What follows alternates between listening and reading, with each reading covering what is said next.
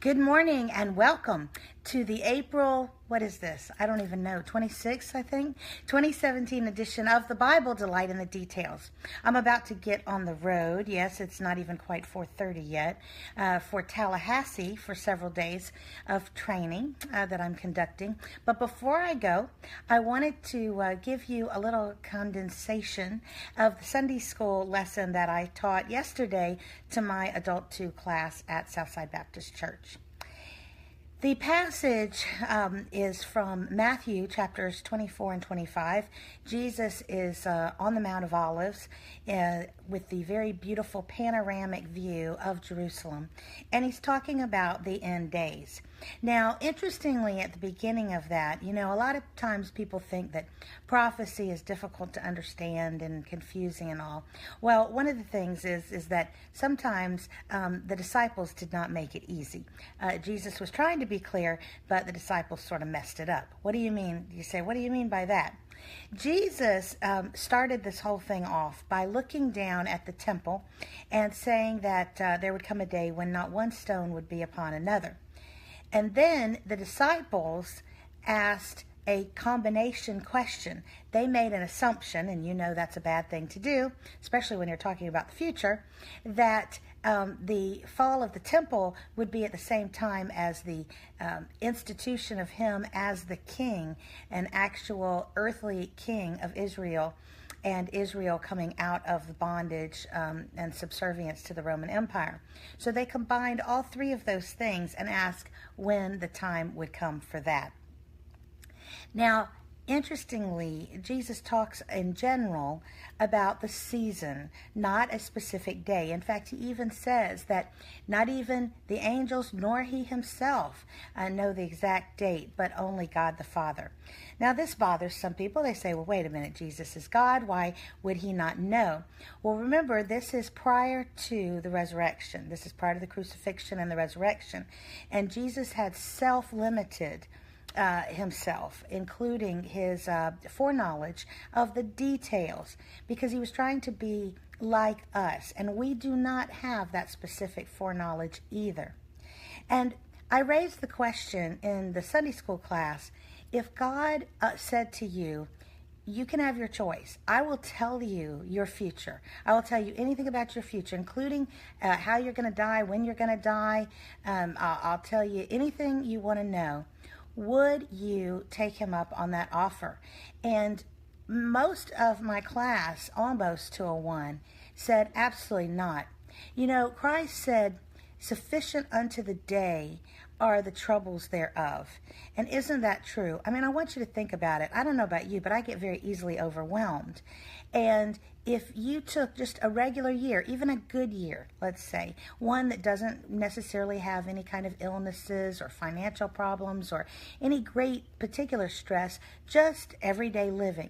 If you were to take just 1 year in your life, and at the beginning, January 1st, you were to lay out all of the things that you were going to be expected to do, all the work, all the relationship issues, everything, it would be so overwhelming. I think your head would explode.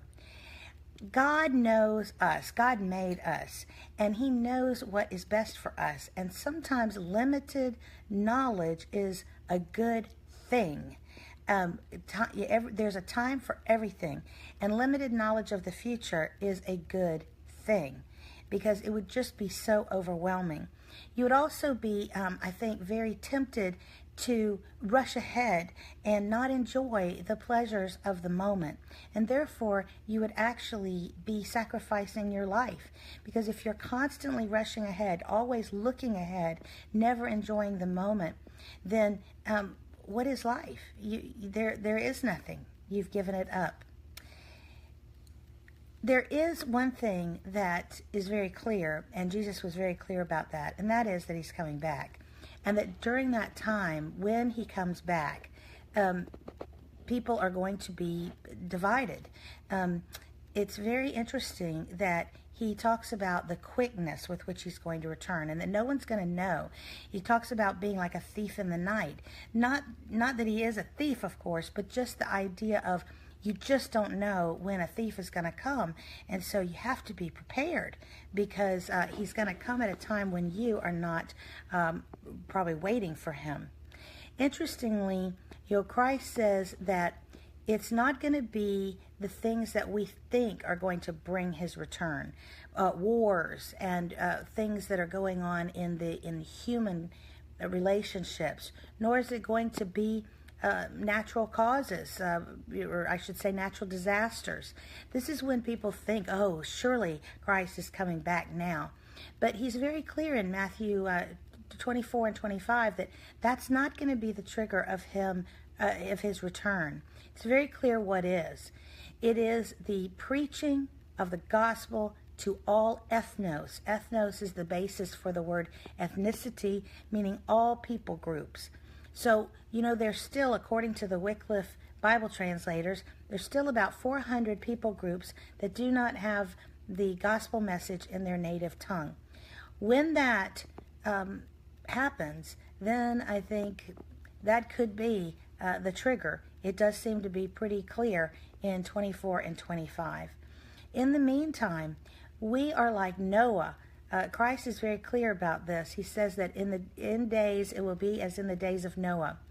In 1 Peter, we find out that Noah was a prophet as well as being a builder of an ark.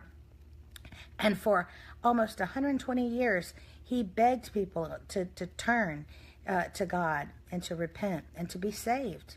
And they could see the evidence of the salvation of the ark being built, just as today people can see the evidence of the cross as the way to salvation.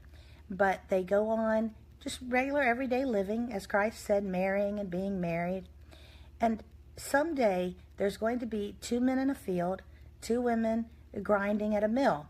Now, what does this mean? It means they're going to be just doing everyday work. It's not going to be a feast day. It's not going to be a special day. Not going to be a day when everybody's huddled together thinking, oh, today's the day of the apocalypse. No, it's going to be an everyday day, people just doing their everyday work, and all of a sudden, Christ is going to come back. And Christ said, don't be confused or alarmed or mistaken. If people tell you you have to go somewhere, you have to go out in the wilderness, you have to go to another country to see him, no. When he returns, everybody's going to see him at the same time. It's going to be, as he said, like the lightning. From east to west, you can see it, and it's obvious. So what are we to do? Well, in Matthew 25, Christ says that we are to be like the wise and faithful servant, so that when he returns, he finds us doing our work, meaning our stewardship over what we have been given. The relationships we've been given, the talents we've been given, the opportunities we've been given. This is how we prepare. We are faithful. Let us be faithful this week with all that God has bestowed upon us and given us responsibility for, that someday, in the fullness of time, and suddenly, when we least expect it, we will hear those words, well done, good and faithful servant. And then we will, according to Matthew 25, be given even additional responsibilities in the new earth and the new heaven.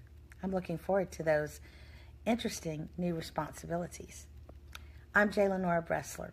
Visit me tomorrow on the next edition of the Bible, Delight in the Details. Have a marvelous day.